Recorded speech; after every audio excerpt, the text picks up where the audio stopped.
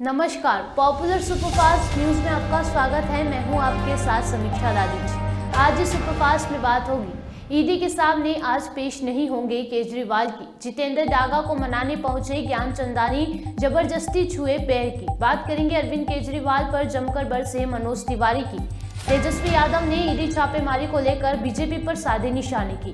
राजकुमार आनंद के घर शुरू ईडी की छापेमारी की।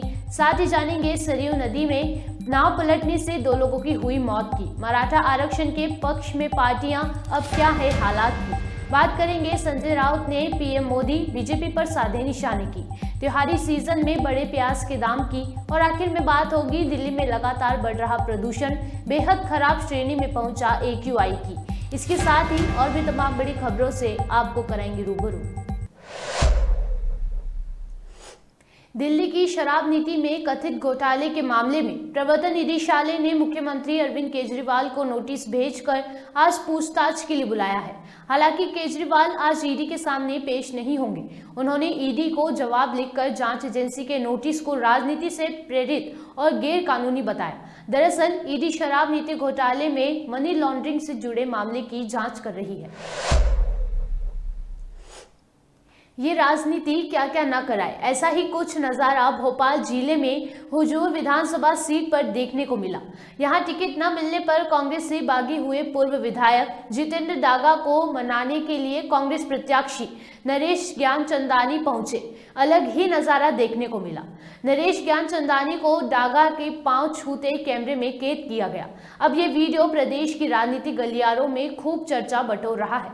आप भी देखें ये वीडियो।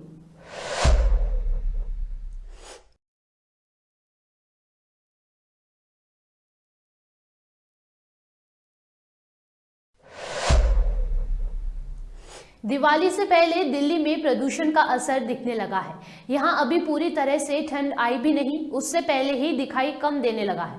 दरअसल ये बढ़ते प्रदूषण का असर बताया जा रहा है। मनोज तिवारी ने कहा कि दिल्ली की सरकार को कोई चिंता ही नहीं है।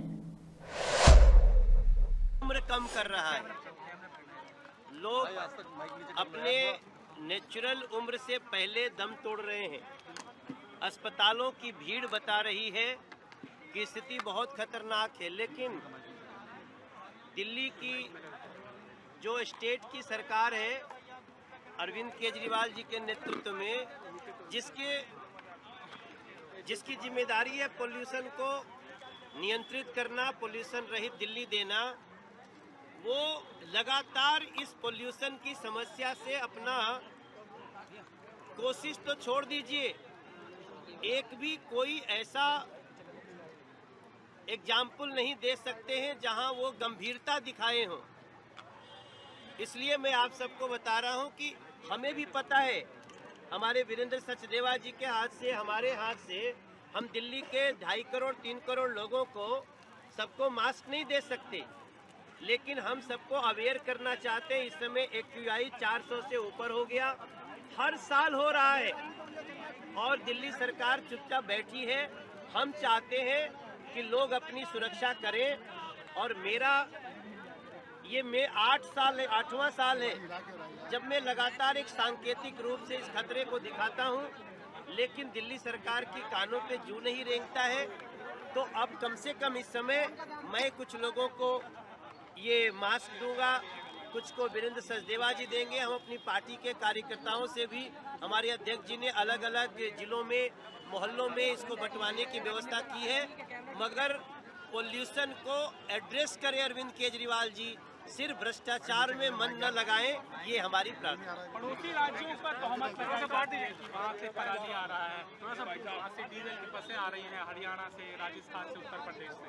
देखिए, जिस पंजाब पर लगातार अरविंद केजरीवाल जी तोहमत देते थे, आज भी सिर्फ झूठ बोल रहे हैं। अभी नासा ने पिक्चर रिलीज किया है जिसमें आज भी पंजाब में सबसे ज्यादा पराली जल रही है और लगभग 53% सब जगह की रेशियो में। तो अभी तो आज 400 AQI है, मुझे लगता है अगले 5-7-10 दिन में ये 500 को भी पार कर सकती है। इसलिए हम चाहते हैं पहले लोगों की जान बचाई जाए, लोग जागरूक रहें। हमारा प्रयास ये है मीडिया को मैं धन्यवाद देता हूं, आप हमारी बात पहुंचा रहे हैं, दिल्ली के घर घर तक ये बात पहुंचे कि पहले लोग अपनी सुरक्षा करें। लेकिन अरविंद केजरीवाल ने जो उदासीनता दिखाई है, जो लापरवाही दिखाई है, इसका भी संज्ञान दिल्ली को लेना चाहिए। दिल्ली बीजेपी बिहार के उप मुख्यमंत्री तेजस्वी यादव ने केंद्र सरकार को आड़े हाथों लिया। उन्होंने बीजेपी पर तंज कसते हुए कहा कि हम लोग यहां नौकरी बांटेंगे और फिर वो लोग ईडी और इनकम टैक्स का छापा पड़वाएंगे। ये सिलसिला अब चलता रहेगा। यहाँ हम लोग नौकरी बांटेंगे और फिर से ईडी और इनकम टैक्स का वो लोग छापा मरवाएंगे। हम लोग जो कहते हैं वो करते हैं, वो लोग जो कहते हैं वो जुमलाबाजी होता है, केवल चुनाव तक ही सीमित रहता है। बीजेपी के लोग 18 साल रहे ना बिहार सरकार में, केंद्र की सरकार में रहे, डबल इंजन की सरकार रही, क्यों नहीं हजारों में भी नौकरियां दी। उनको भगवान जो है, भगवान का आशीर्वाद जो है उन पर रहे। सही से जो है बीजेपी के लोग जो हैं पता होना चाहिए कि 2 महीने के अंदर लोगों को नौकरियां मिली, विज्ञापन निकाला गया, फॉर्म भरा गया, पार्टिसिपेट हुआ एग्जामिनेशन में, रिजल्ट आ गया। ये प्रक्रिया इतनी जल्दी हुई है और पूरे देश में पहली बार लाखों के तादाद में जो है एक विभाग जो है एक दिन में लाखों नियुक्ति पत्र बांट रहा है। तो बीजेपी को तो तकलीफ तो होगा ही, तो परेशान है, घबराए हुए लोग हैं। और यहाँ हम लोग नौकरी बांटेंगे और फिर से ईडी और इनकम टैक्स का वो लोग छापा मरवाएंगे। तो ये तो अब सिलसिला जो है चलता रहेगा, क्योंकि हम लोग जो कहते हैं वो करते हैं, वो लोग जो कहते हैं वो जुमलाबाजी होता है, केवल चुनाव तक ही सीमित रहता है। अरे भैया, बीजेपी के लोग 18 साल रहे ना बिहार सरकार में, केंद्र की सरकार में रहे, डबल इंजन की सरकार रही, क्यों नहीं हजारों में भी नौकरियां दी, दे देते नौकरी। आज सुबह ईडी दिल्ली के समाज कल्याण मंत्री राजकुमार आनंद के घर छापेमारी के लिए पहुंची। ईडी की ये छापेमारी राजकुमार आनंद के सरकारी आवास समेत 9 ठिकानों पर चल रही है। केंद्र सरकार अपनी सत्ता के नशे में इस तरीके से चूर है, इतना घमंड हो गया है उनको कि वो हर एक छोटे राजनीतिक दल को कुचलना चाहते हैं, मसलना चाहते हैं। आम आदमी पार्टी एक बढ़ती हुई राष्ट्रीय पार्टी है और पार्टी को कुचलने के लिए भारतीय जनता पार्टी की सरकार हर कोशिश कर रही है। राजकुमार आनंद आम आदमी पार्टी के मिनिस्टर हैं, दिल्ली के मिनिस्टर हैं, उनके घर ईडी की रेड सुबह चल रही है और 9 अन्य जगहों पर भी चल रही है। देखिए, राजकुमार आनंद जी का दोष ये है कि वो आम आदमी पार्टी के विधायक हैं, पहली बार चुने गए विधायक हैं। बिहार के सारण जिले में एक बड़ा दर्दनाक हादसा हो गया। दरअसल बुधवार की शाम सरयू नदी में 19 लोगों से भरी नाव पलट गई। घटना में 2 लोगों की मौत हो गई, जबकि 7 लोग अभी भी लापता बताए जा रहे हैं। फिलहाल घटना स्थल पर एसडीआरएफ और एनडीआरएफ की टीमें मौजूद हैं और रेस्क्यू ऑपरेशन अभी भी जारी है। अभी हम लोग जो है स्पॉट पे हैं और यहाँ पे जो ग्रामीण हैं उनसे भी हम लोग बात किए हैं और जो बोट पर थे उन लोगों से भी बात की गई है। उनके द्वारा बताया गया है कि सुबह जो है ये लोग डेली वहाँ पे खेती करने जाते थे और शाम में वापस आते थे। और आज इसी क्रम में जो है उस बोट पर करीब जो नाविक थे उसको लगा के जो है वो टोटल 18 और थे, 19 लोग थे। 19 में से जो है वो अभी जो जानकारी हम लोगों को मिली है उसमें 10 लोग जो है वो बच गए हैं, 2 लोगों की जो है मृत्यु हो गई है, 7 की जो है वो रेस्क्यू ऑपरेशन हम लोग अभी कर रहे हैं। आगे जो भी जानकारी मिलेगी आप लोगों के साथ से। सर, कितने बॉडी रिकवर किए गए हैं? अभी तक 2 बॉडी रिकवर। मराठा आरक्षण को लेकर महाराष्ट्र के कई जिलों में आगजनी की घटनाएं देखने को मिली थी। खबर यह भी है कि इस आंदोलन के बीच 28 लोग आत्महत्या भी कर चुके हैं। सरकार आंदोलनकारियों की मांगों को पूरा करने के लिए लगातार बैठकें कर रही है। सीएम एकनाथ शिंदे की अध्यक्षता में बुधवार को एक सर्वदलीय बैठक बुलाई गई। ये बैठक करीब 3 घंटे तक चली थी। इसमें शरद पवार समेत 32 पार्टी के नेता शामिल हुए। दिल्ली के सीएम अरविंद केजरीवाल को ईडी के समन पर शिवसेना यूपीटी सांसद संजय राउत ने बीजेपी पर निशाना साधा। संजय राउत ने कहा कि कभी राहुल गांधी, कभी सोनिया गांधी को भी बुलाया गया था। मैं अंदर जाकर आया था। महाराष्ट्र के कई मंत्री जाकर आए हैं, पश्चिम बंगाल के 2 मंत्री भी गए। भाजपा की यही मंशा है कि पूरे विपक्ष को जेल में डाल दें और वे चुनाव लड़ें।